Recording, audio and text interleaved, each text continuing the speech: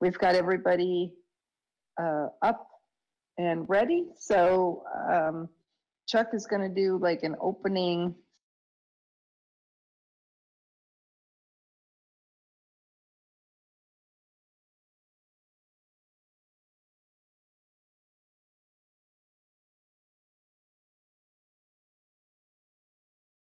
We're good now.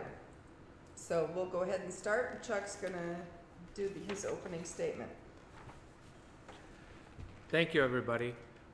Just wanted to start this evening by thanking everybody who's tuning in. And what I'm going to say may come as a surprise to some of you. Some of you may not agree with it, and others of you may say it's about time we said that. Ladies and gentlemen, we are going to need to act as if we are at war. I was one whom in the past had given politicians in general, and Democrats in particular, way too much leeway. With this latest round of Senate hearings on Judge Kavanaugh, there is no doubt that we have become a country that has to now fight to continue as a constitutionally based democratic republic. The Democrats are now willing to go to any and all lengths to get what they wanted. In the past, they distanced themselves from the word socialism. Now they are wholeheartedly embracing it as if it were a badge of honor. The changes they wanted first were done through legislation when they had the control of the House, the Senate, and the presidency. When they lost control of the House and the Senate, it was then done through presidential executive orders.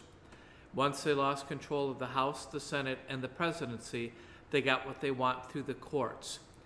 With the Kavanaugh nomination, they saw they were going to lose that option too.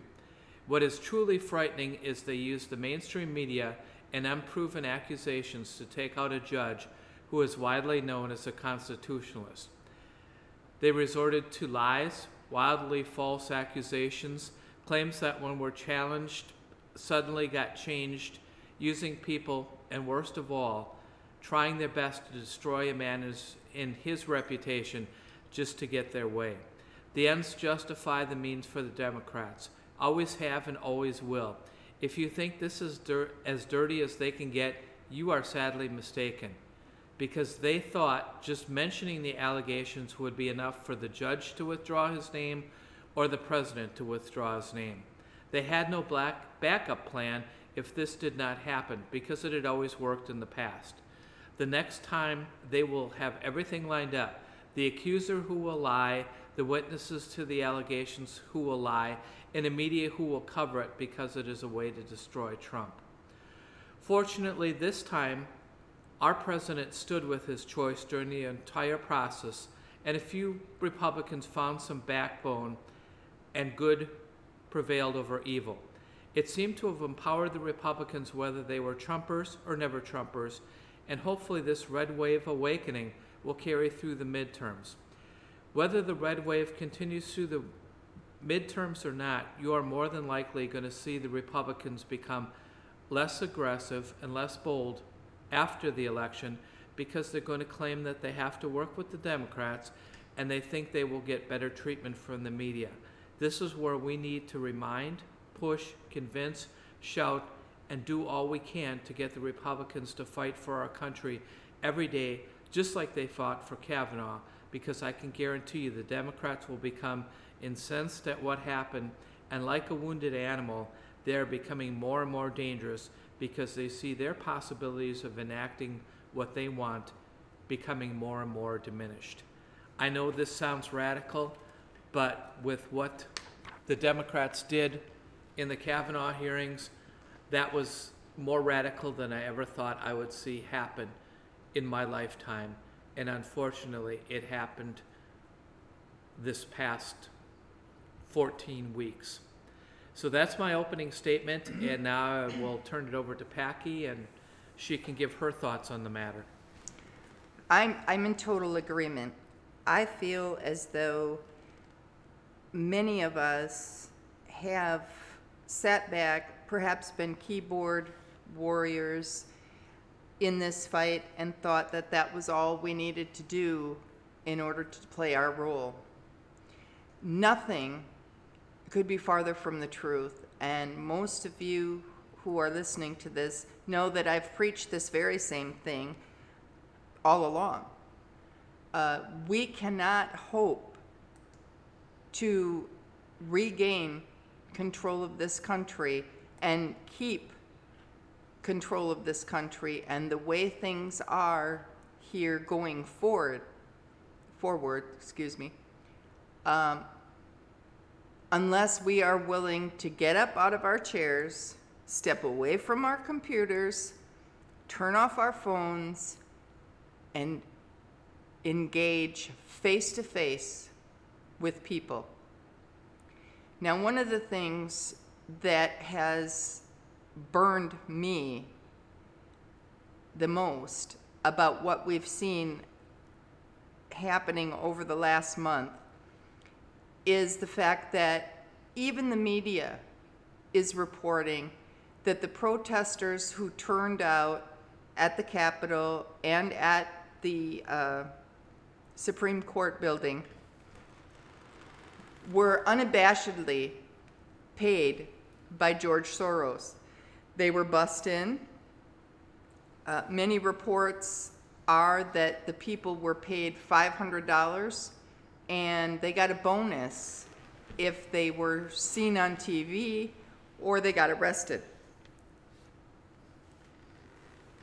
I feel personally that George Soros has committed the crime of interfering with United States elections. Now, not only do we know this because Soros owns many of the voting machines that are sitting in schools and townships all across the country. And if he owns them, you can bet he knows people who know how to corrupt them. So that is one aspect that we need to look at, and we need to examine very closely, and we need to scream at the top of our lungs in protest over, in person, not over the computer, because no matter how many tweets or Facebook messages or blog posts you put on the internet, those things are all well and good, but they will never, ever replace the impression that these elected officials get and have when they are staring face to face with the constituents that can fire their asses. And that's what we need to remember. It may be easier to turn on our computers and have our say, and it may make us feel like, I've done my part. I don't have to do anything else. I don't have to get in my car and go to Washington, D.C. or to my state capital. I don't have to call my senator or my congressman and set an appointment to go and see them and let them know what I think of the vote that they just made. I can just send them a Twitter message or post it on their Facebook page. Not enough, people. You have got to go there and make them look you in the eye. And when they do, it's going to be much harder for them to look you in the eye and feed you a line of bullshit that you're willing to accept. We need to go push for that FISA declassification. I agree. I feel that because of George Soros's interference in this Kavanaugh thing, he is, in essence, manufacturing bogus protests and trying to influence public opinion within the voting populace.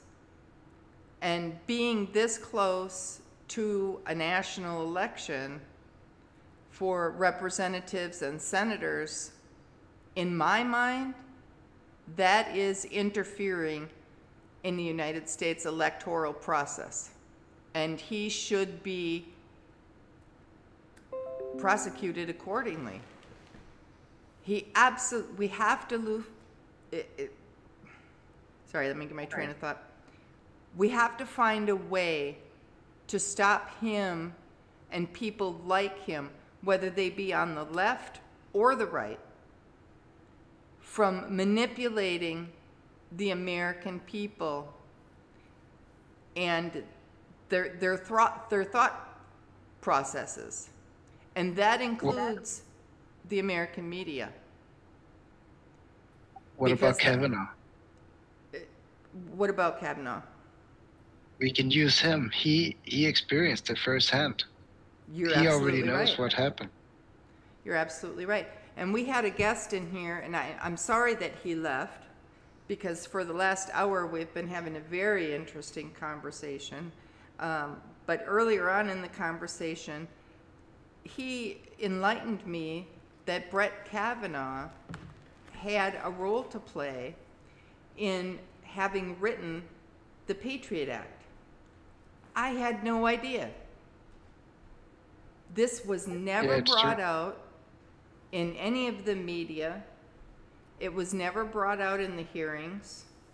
Nothing. But it makes sense because he did work in legal capacity for the Bush administration at the time that 9/11 happened and afterwards. So my thought is, one of the things that Brett Kavanaugh is very big on protecting, helping to protect, are the rights to privacy for American citizens. Sorry, I have a little echo going on in my headphones, so it's throwing me off.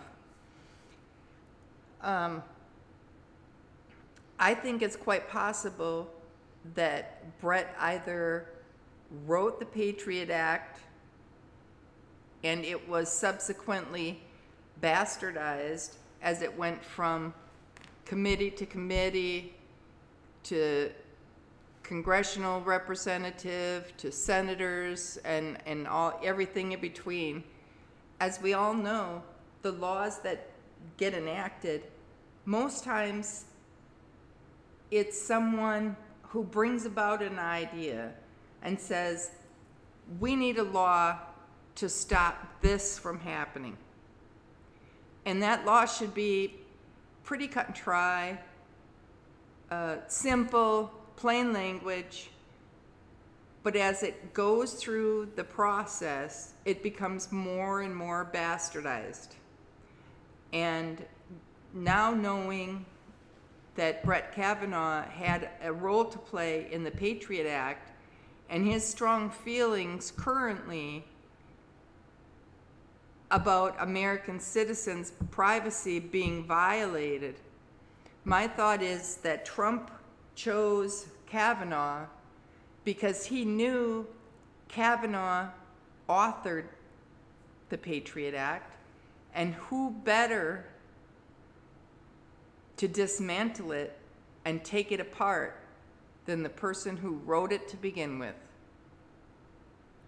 Well, not only that, when he became a federal judge, he was highly spoken of by the Democrats themselves. So Trump was actually using their own words. He actually put Kavanaugh under the bus so that even if they wouldn't put him in there, even if he wouldn't pass, then he would just nominate a woman, for example. And what are they going to say towards that? So Kavanaugh was actually a test. But the good thing about him is that he's a chameleon. He follows whoever is in charge.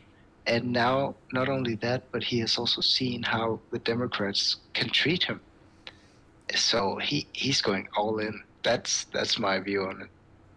What he encountered at the hands of the Democrats is abominable.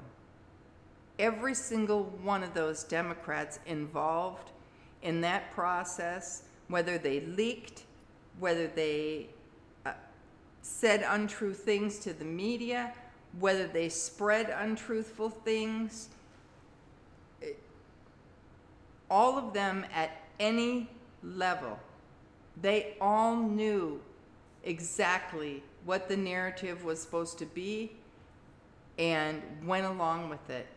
They ruined Brett Kavanaugh, his reputation, his family, his marriage, his relationship with his children, his ability to coach his daughter's baseball or basketball teams.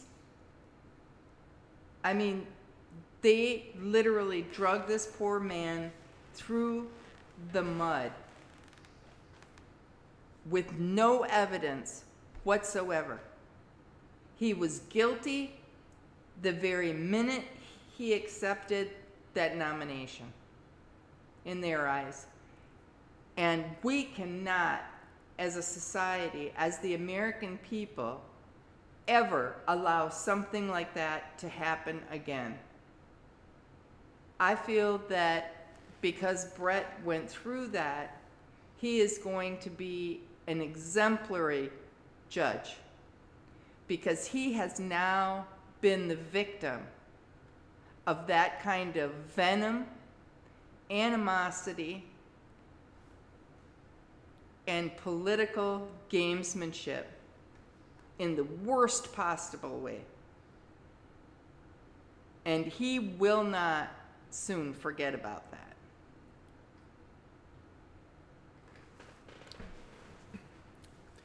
Sadly, I don't think this is the last that we've seen of the incredible dirty tricks and the low-down, underhanded methods of the Democrats. Sadly, I think this was just the warm-up. This was the test. They had thought that Kavanaugh would withdraw his name, or that President Trump wouldn't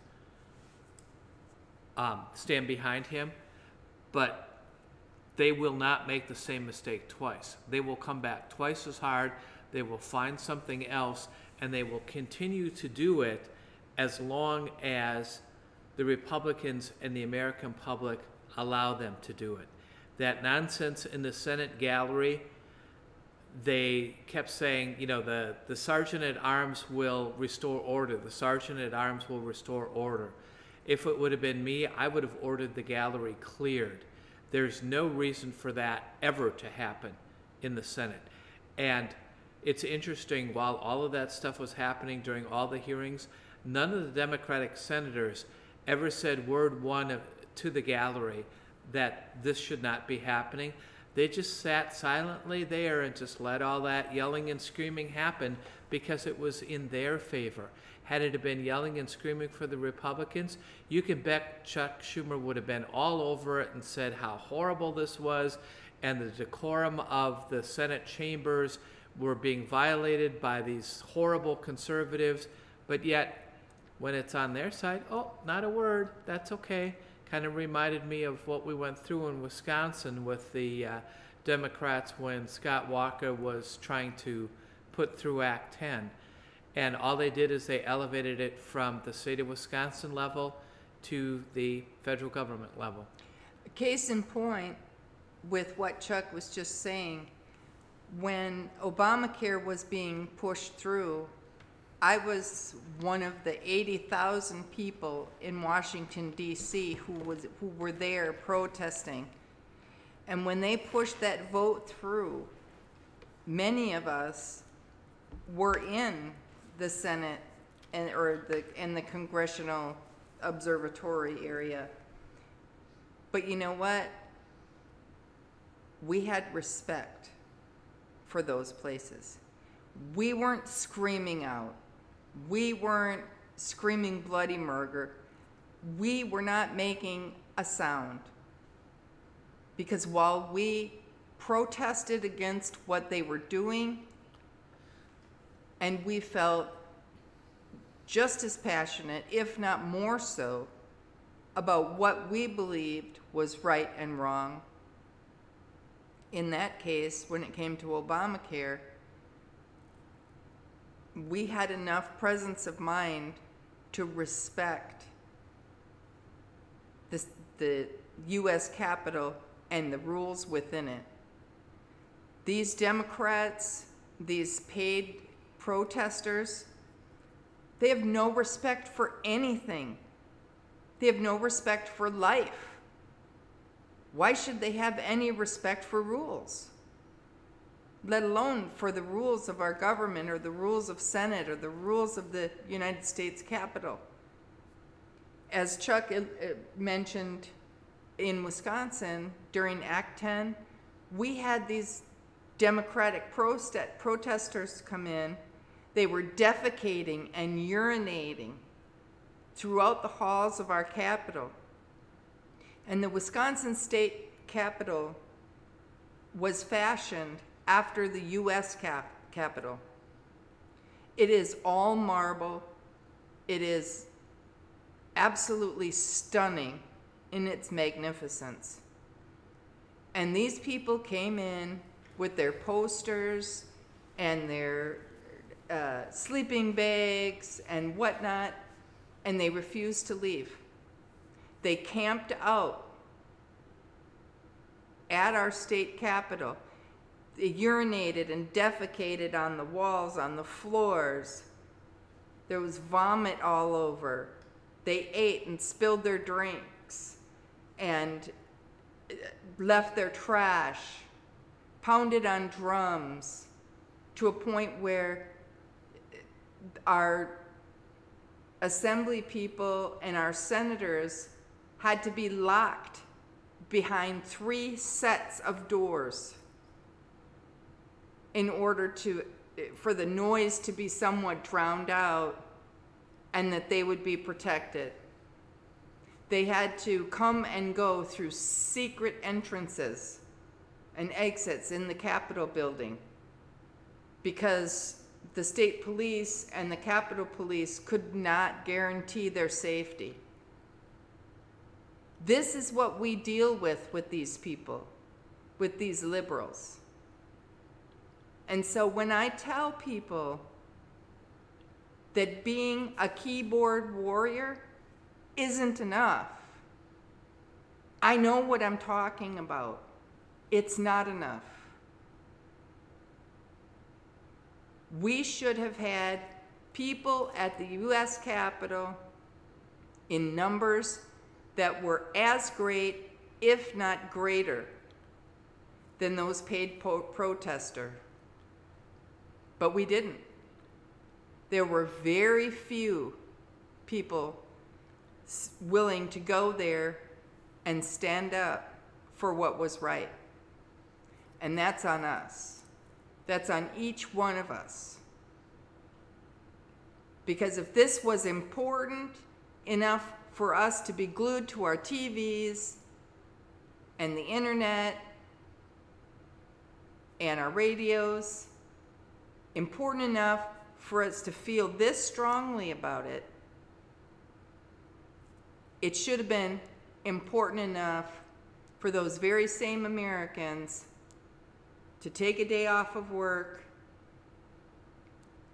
and get their butts to Washington and support Brett Kavanaugh and the Republicans and give these Democrats and their paid protesters some pushback.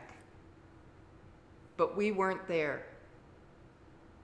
And what kind of a message do you think that sent those Democrats? It emboldened them. They saw that we weren't there in any significant numbers. So the next time they try this, they know we won't be there. So they'll get their George Soros, or if he's dead by the next time, whoever controls that money, they'll get them to fill more buses and pay more protesters. And the media will report that there's an overabundance of people in favor of whatever it is the Democrats want. Because that's all they're seeing. They're not seeing any conservatives or Republicans. And we're not making our voices heard anywhere but on social media.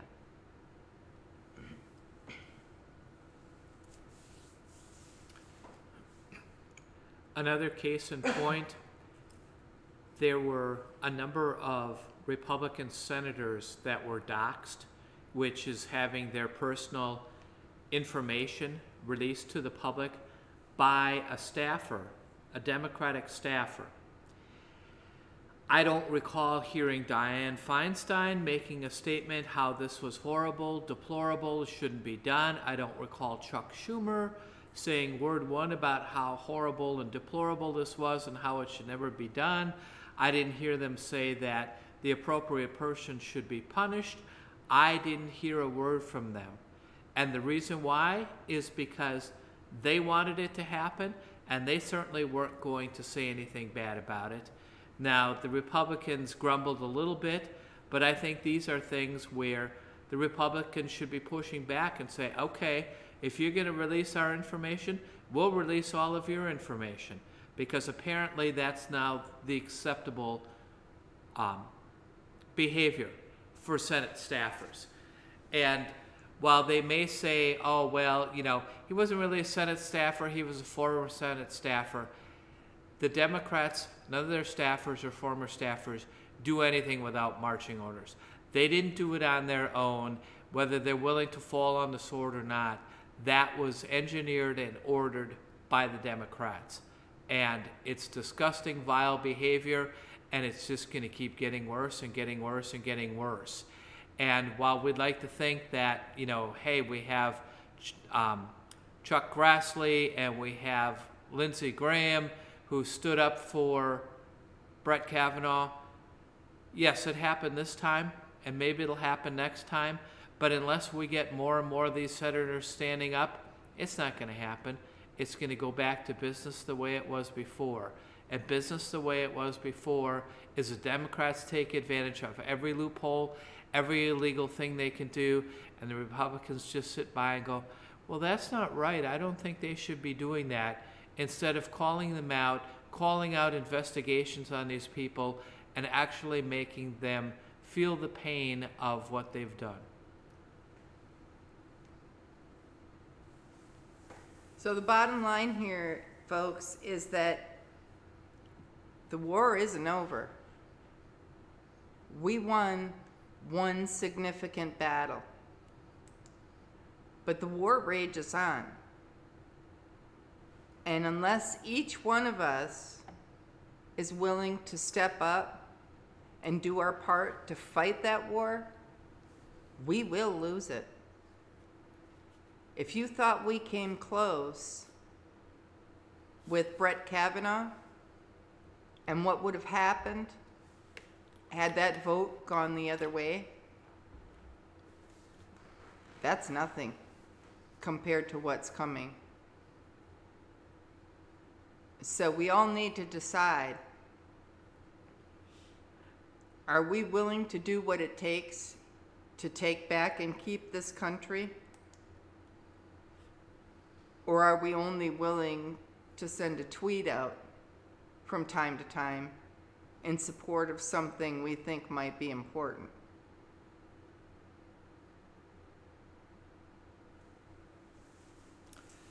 Mr. Black, do you have any final thoughts before we wrap up?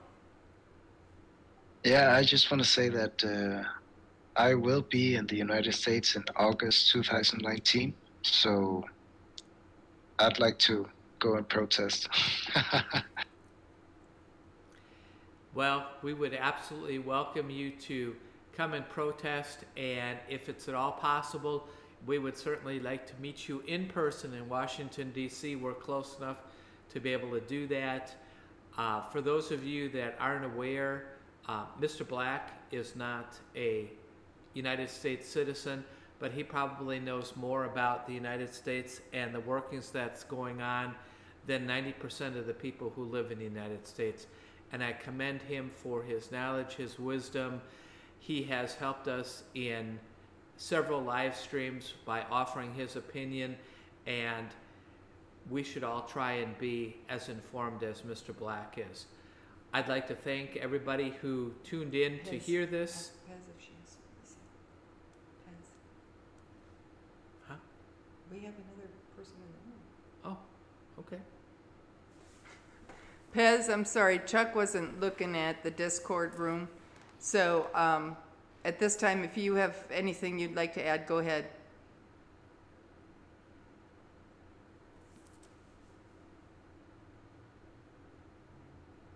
Well, maybe Pez doesn't want to add anything. So, okay, I interrupted you for no reason. Oh, no. Sorry, I had my push to talk on. That's okay, go ahead. Okay. Yeah, one of the things that really bothered me is about the Ford hearing. And basically, my opinion is that it's the entire show was about re-victimizing women and men, and that bringing everything up the way that the Dems did caused more chaos and more anger. It caused people to relive their traumas, people who never sought counseling, people that some of them would have really low self-esteem, that the way they viewed themselves, they were weak, and this caused them to become victims again. This entire show did. And my bottom line to that is that victims shouldn't stay victims, that they should just become warriors. Very well said, Pez. Thank you.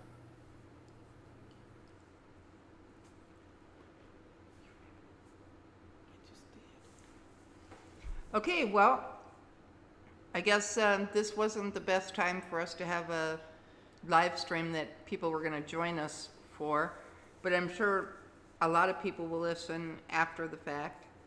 So we'd like to thank those who have joined us and who do listen to this, and invite you to leave your comments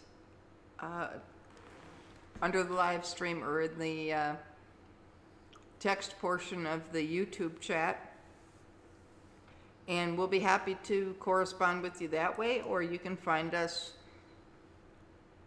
on Discord in Packy's Place. All of the links are listed underneath the description of the video on YouTube. I just wanted to say thank you for everybody who tuned in. Thank you for those who are going to watch later on. If enough people watch it later on and they would like to have another discussion of this, we could certainly put on another package show on this subject if we got enough enthusiasm for it and enough people that wanted to add their input. Otherwise, thank you all for listening and have a great Sunday night. Thank you. Appreciate it. Thank you, Linda. I see you in the YouTube.